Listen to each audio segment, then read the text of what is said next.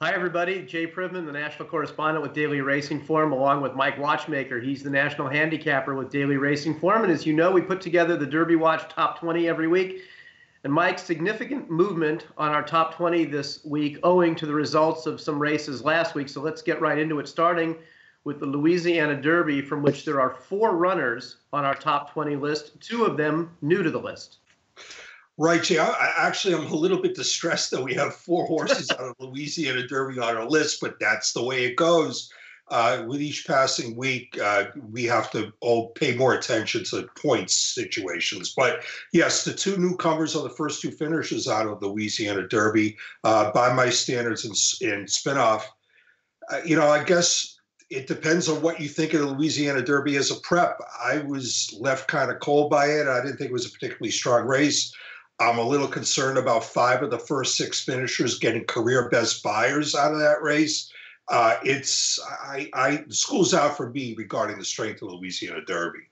Yeah, I think by my standards certainly stepped up off of a maiden win to win the race. So on his behalf, he's obviously peaking at the right time.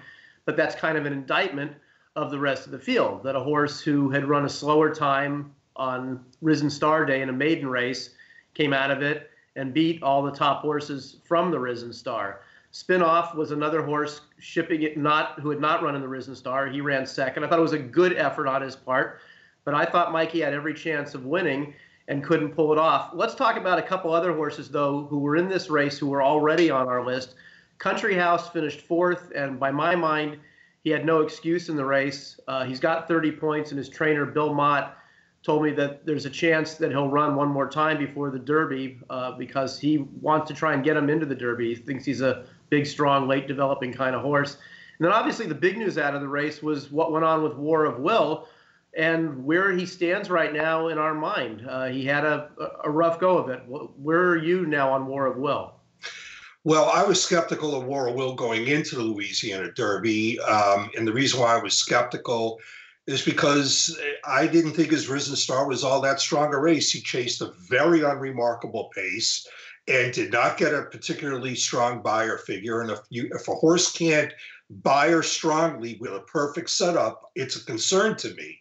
But I'm not going to hold the Louisiana Derby against him because I buy the explanation that he had a real excuse in the race. So it was very clear a couple of strides out of the gate that something was amiss with him behind. And as you reported after the race, there was a problem, which thankfully quickly got over, and he remains on the Derby trail, and that's why he's still on our list. But I'm still a War of Will skeptic, but it's not because of the Louisiana Derby.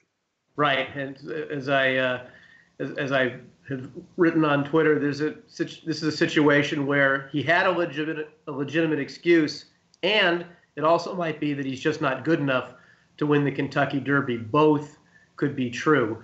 Mike, there's 2 other newcomers to our Derby Watch Top 20, and they were the 1-2 finishers in the Sunland Park Derby. Let's take a look at that race, which was won by the cleverly named Cutting Humor over Another Twist of Fate. Well, they ample points in this race, and the first 2 finishers are going to get in. Cutting Humor came out of the Southwest Stakes, a race that's looking much stronger than it did at the time now. But I actually thought Another Twist of Fate was the real story out of this race because he showed in his narrowly beaten and quickly gaining second that he can indeed run on dirt. Question is whether he's good enough, because I thought this race as a whole was decided cut below some of the stronger Derby preps we've seen this year.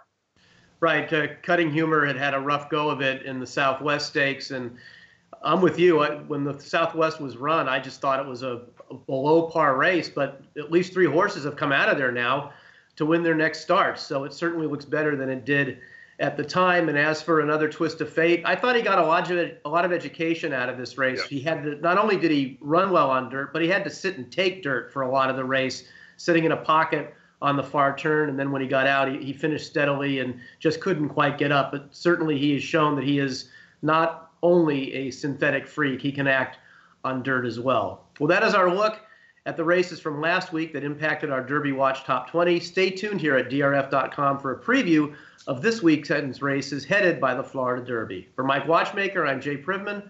Thanks for watching.